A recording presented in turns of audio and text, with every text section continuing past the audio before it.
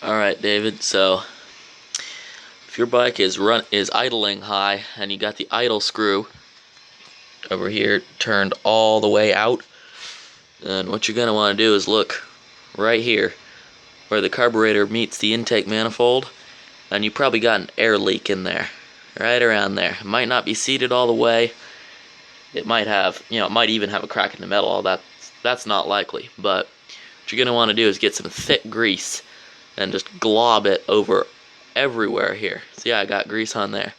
So you just want to glob it everywhere around there.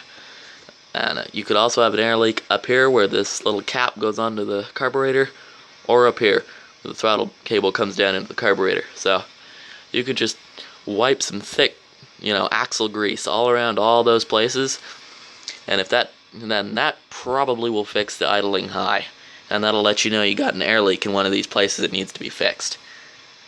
And a less common area to have a leak is the bowl gasket, but that's very uncommon. And then the other place is where the intake manifold meets the engine. So any of those places you can have an air leak.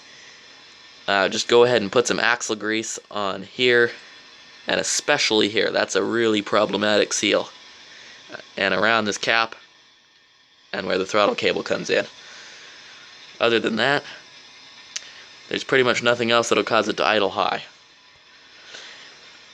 And if you do all that, and it still is idling high, let me know, and I'll make a video about how to adjust this carburetor so you can get it to not be running lean, because running lean is very bad for these little two-strokes.